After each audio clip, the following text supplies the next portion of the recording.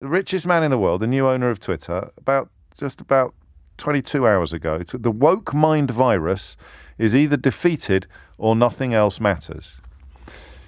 Now that to me sounds like the blatherings of a 13-year-old lonely boy who doesn't really know how to be cool or funny, but is desperate to be cool and funny. It sounds to me like someone who really, really wants to be popular, but he can't work out how to be popular, so he just says really weird things that attract attention from other weird people and a modicum of approval from other lonely, angry people. But that doesn't fit with how we view the world, does it? Because you can't get to be the richest man in the world by being what I've just described. And he clearly is more than that. He's clearly a visionary in many ways. He's clearly a genius in at least some ways. But in other ways, he's clearly a blithering idiot.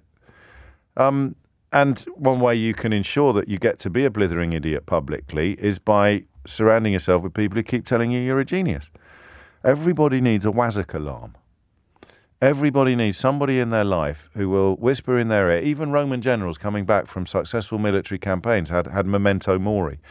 A slave, I think, who would whisper in their ear, memento mori, remember you are mortal. Everybody needs a WASIC alarm. If you meet me privately, if you meet me outside the radio studio, I don't use the word WASIC. I use a rather different word. Everybody needs a WASIC alarm, and it's someone, and in an ideal world, you will be married to your WASIC alarm. And rather more likely, you'll be the parent of multiple WASIC alarms. Because if you are being a WASIC, you need someone in your life to tell you that you're being a WASIC. I mean, I've got you, of course, but the problem is that for everyone who calls me a WASIC, there's someone else calling me a genius. So that doesn't really work. You need someone you know very well and trust completely, who will whisper in your ear or take you to one side and say you're being a WASIC.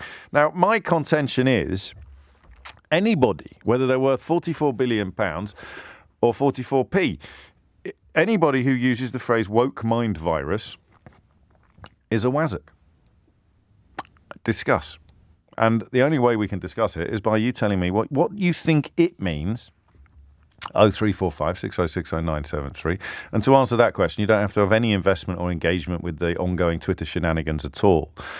And what you think he means, in which case you probably do need to have at least one toe in the pool of the ongoing Twitter shenanigans. So here's a phrase, the woke mind virus. And listen, whether you like it or not, if the richest man in the world is using language like this on one of the most powerful and pervasive platforms that media has ever created, and a media platform that until very, very recently wasn't owned by a right-wing billionaire, which gave it enormous value. What on earth is he talking about? 0345 6060 973. What does he mean? Or what does it mean for you? Hit those numbers now. You will get through. I've wanted to do a variation on this conversation for ages, but Eddie Mair beat me to it. On the Drive Time show, and I just felt like he did such an incredible phone-in on the meaning of the word woke that I just felt I'd be sort of doing well, in fact, much of my career has probably been a second-rate repetition of where Eddie Mair or others had already led. But on that particular question, I just didn't think we'd get better callers. And so now, on the slightly more specific, the woke mind virus, because that speaks of poison and infection and contagion. And I honestly don't know what it is. And every time I see someone using or hear someone using a phrase like that, they might as well have a big sign coming out of the top of their head saying, sort of, well, at the very least, loser. And at the very worst, WASIC. And if Ron DeSantis, a man who promises to make Florida anti-woke and the scourge of the woke and a place where woke, if he actually ends up watching his own lawyers in court say, well, yeah, it just means a recognition that there is systemic inequality in America. That's literally all it means. It's the belief that there are systemic injustices in American society and the need to address them. How can that be in any way controversial? And we'll also have a little chat about what's going on Twitter, but with the consciousness that not everybody is going to be engaged in it, because it's very, very weird. Something quite strange has happened. Two things occur to me. I'm seeing loads and loads of people saying, why do I keep seeing so many posts from really nasty right-wing trolls? I don't follow them and I'm not remotely interested in what they've got to say.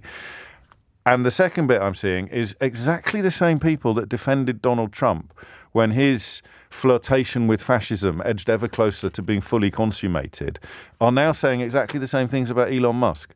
So all of the people who said, oh, I love Donald Trump because he upsets all the right people, or I really love Donald Trump because he upsets all the lefty wokes. And some people would respond by saying, well, I mean, fair enough, but some of the stuff he's doing is straight out of the fascist playbook. You know, you go back to when he talked about there being good people on both sides, including the side that includes Nazis, or when he sort of tried to ban an entire religion from the country, or the way that he talked about people from Mexico. You just had to say, look, I appreciate that he's upsetting all the right people, but he looks like a fascist. And then, lo and behold, he incited a coup against his own country.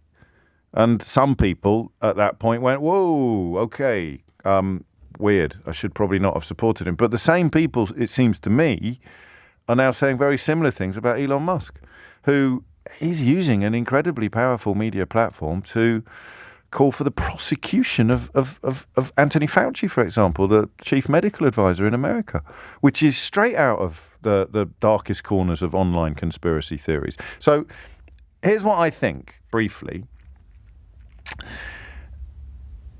I think he wants Twitter to become even more of a cesspit than it is already. All right, and as someone who enjoys a ding dong and who has scraps with people who disagree with him for a living, I'm in a bit of a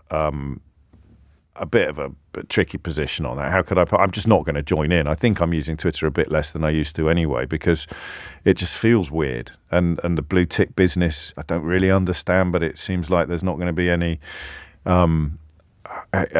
improvements in that area because you'll just be able to pay for a tick that used to denote that you had some form of public profile. That's all it ever really denoted. But I can understand how, you know, $8 a month will seem like a bargain to the kind of people that use the phrase woke mind virus. So I think that it is turning into a place where they're going to try and put more and more stuff in front of you to cause fights. I imagine if you're a bit racist, you're probably seeing more of my tweets than you used to if I haven't blocked you already. And I will block you very quickly.